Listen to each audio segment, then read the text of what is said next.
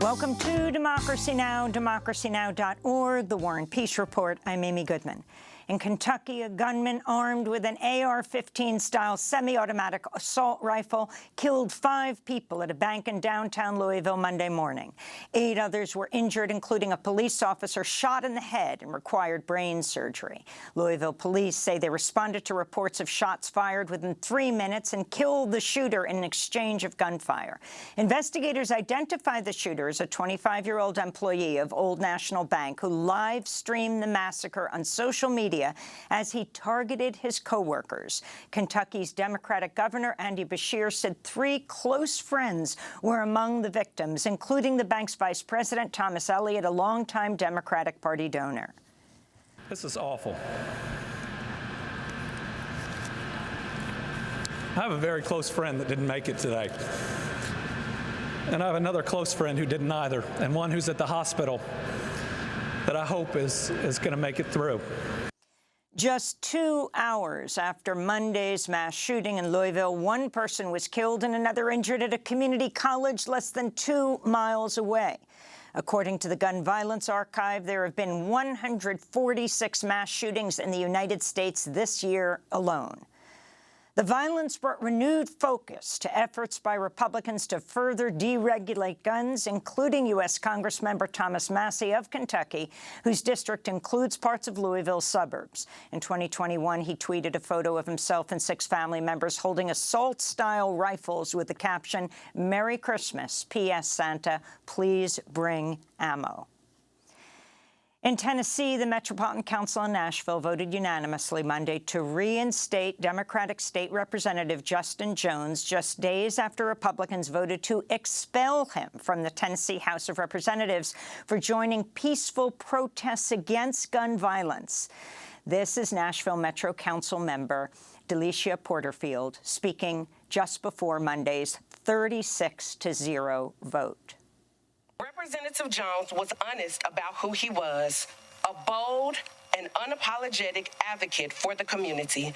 The people chose their representative, and with this vote, we will send a strong message to our state government and across the country that we will not tolerate threats to our democracy. Following the vote, Representative Jones and more than 1,000 supporters marched to the Tennessee Capitol, where Jones retook the oath of office. He later joined debate on the House floor during an afternoon session.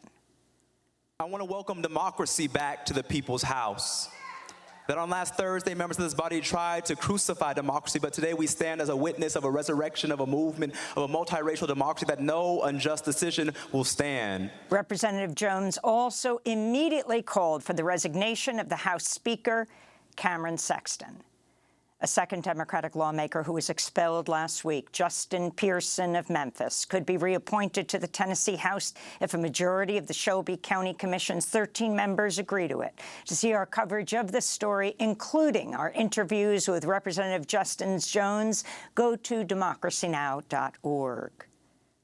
In Virginia, prosecutors in Newport News have filed criminal charges against the mother of a 6-year-old boy who shot his elementary school teacher in January. The shooting left Abigail Zwerner with an injury to her chest and hand. The boy's mother faces 1 felony count of child neglect and 1 misdemeanor count of recklessly storing a firearm. Zwerner is suing the Newport News School Board and administrators, who she says repeatedly shrugged off warnings that the student was making threats and appeared to have a gun. The Biden administration's filed a lawsuit seeking to block Texas federal judge's ruling that revokes the Food and Drug Administration approval of the abortion pill mifepristone. The Justice Department is asking the U.S. Fifth Circuit Court of Appeals to keep the order on hold until a final decision is made. White House Press Secretary Karine Jean-Pierre said Monday the administration's prepared for a long legal fight. This decision further stripes away Americans' fundamental freedoms and interferes with a woman's ability to make decisions about her own body. And it's another step towards the ultimate goal that we've heard over and over again from anti-choice officials that both the state and at both the state and national level, eliminating access to abortion for all women in every state. Separately, the Justice Department filed a motion in a federal court in Washington state asking for clarification after that court issued a conflicting ruling on Friday ordering the FDA to maintain the status quo by keeping mifepristone available. The Washington ruling applies only to 17 states and the District of Columbia with Democratic attorneys general who sued over this issue. Meanwhile, over 400 pharmaceutical industry executives have signed an open letter condemning the Texas federal judge's ruling on medication abortions. The letter reads in part, quote, "If courts can overturn drug approvals without regard for science or evidence or for the complexity required to fully vet the safety and efficacy of new drugs, any medicine is at risk for the same outcome as mifepristone," unquote. In Burma, witnesses report about 100 people, including pregnant women and children, were killed today as the Burmese military junta bombed a village in the Sagaing region. A junta aircraft reportedly dropped 2 bombs and fired on people as they gathered for the opening of a new town office. Members of Burma's government in exile condemned the attack as a, quote, heinous act that constitutes a war crime, they said. The UN has warned of worsening humanitarian and human rights crises in Burma with mass arrests, torture of prisoners, the killing of civilians, and media repression. The United States and the Philippines have opened annual war games in what the Pentagon is calling the largest military exercise of its kind in the South China Sea. Nearly 18,000 troops have joined the drills, which will feature live-fire exercises. Australia's armed forces are also taking part. The war games opened just after China concluded 3 days of military drills around Taiwan. Earlier today, protesters gathered outside the Philippines military headquarters as the drills got underway. This is the Philippines opposition leader, Renato Reyes. Clearly, the war games are intended to project U.S. power in Asia. It's not intended to defend the Philippines. It's not intended to help the Philippines modernize. It's really intended to showcase U.S. power, and it is a preparation for war. Russia's military has launched a fresh wave of assaults across 9 territories of Ukraine, with dozens of airstrikes and missile attacks reported over the past 24 hours. There are also continuing reports of fierce fighting around Bakhmut, where a pro-Russia official claimed mercenaries with the Wagner Group have seized 75% of the besieged city. Elsewhere, Russia and Ukraine carried out a prisoner swap on Monday, with each side freeing about 100 prisoners of war. Meanwhile, the Washington Post is reporting Egyptian President Abdel Fattah al-Sisi, a U.S. ally and major recipient of U.S. military aid, recently ordered subordinates to produce up to 40,000 rockets to be covertly shipped to Russia. President Sisi reportedly tried to keep the shipments a secret, quote, to avoid problems with the West, unquote. Democratic Senator Chris Murphy of Connecticut responded, quote, Egypt is one of our oldest allies in the Middle East. If it's true that Sisi's covertly building rockets for Russia that could be used in Ukraine, we need to have a serious reckoning about the state of our relationship, unquote. The revelations came as part of classified U.S. intelligence documents found in a trove of files leaked online earlier this year. We'll have more on that story with journalist James Banford later in the broadcast. The leader of Belarus has asked Russia to guarantee its security in case it's attacked by the United States or NATO powers.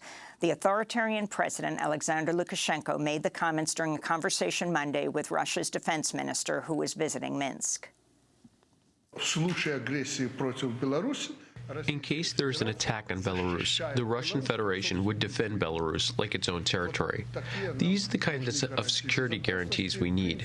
Actually, in the 1990s, it was more or less discussed. Now, because of what the West has been doing, it has been forgotten about. What safety guarantees can America provide us? None, apart from provoking aggression towards us. We need full security guarantees from our brothers in Russia. Last month, Russian President Vladimir Putin said he planned to deploy so-called tactical nuclear weapons to Belarus. Israeli Prime Minister Benjamin Netanyahu has reversed his decision to fire Israel's defense minister, Yoav Gallant, as violence against Palestinians intensifies following Israel's recent brutal raids at Al-Aqsa Mosque in occupied East Jerusalem. In a televised speech Monday, Netanyahu said their differences had been put aside to, quote, continue to work together for the security of the citizens of Israel. In his remarks, Netanyahu also denounced recent mass protests demanding his far-right government cancel plans to dramatically weaken Israel's judiciary, blaming the opposition for Israel's deteriorating security. Hundreds of protesters took to the streets of Tel Aviv Monday night in response. At least 8 were arrested in clashes with police. In more news from the region, Israeli ultranationalist senior government officials joined thousands of Israeli settlers Monday as they marched to an illegal outpost near Nablus in the occupied West Bank, demanding Israel's government legalize and repopulate the settlement. The march included Israel's National Security Minister, Itamar Ben-Gvir, as well as Israel's far-right finance minister, Bezalel Smotrich, who promised to expand existing settlements and to help create new ones across the West Bank, which he called our land. Eviatar will soon be legalized as promised by the previous government. This place will be bustling with Jewish life, upright, proud, lovers of the land and of the Torah. In Texas, Republican Governor Greg Abbott is planning to pardon a man convicted of murdering a Black Lives Matter protester. Daniel Perry was found guilty by a Travis County jury last week for killing 28-year-old Garrett Foster at an Austin racial justice protest in July 2020 following the police murder of George Floyd. Conservatives have rallied around Perry, a former U.S. Army sergeant. Later in the show, we'll go to Austin, Texas for an update. And U.S. authorities have arrested Roberto Antonio Garay Saravia, a retired Army colonel from El Salvador's Army, over his role in the 1981 El Mozote massacre, where U.S.-trained Salvadoran military officers killed nearly 1,000 civilians across 7 villages. Immigration and Customs Enforcement claims Garay hid his involvement in the massacre in his application to become a legal U.S. resident in 2014. Garay, who received combat training at Fort Benning School of the Americas in Georgia, is also linked to 3 other massacres from 1981 to 1984 in El Salvador. He's currently held in an immigration jail in Pennsylvania. If deported, he would likely walk free in El Salvador, as Salvadoran authorities have never issued arrest warrants against any military officers involved in the El Mozote massacre. The Reagan administration and the Salvadoran military junta covered up the massacre for years. And those are some of the headlines. This is Democracy Now!, democracynow.org, the War and Peace Report. I am Amy Goodman.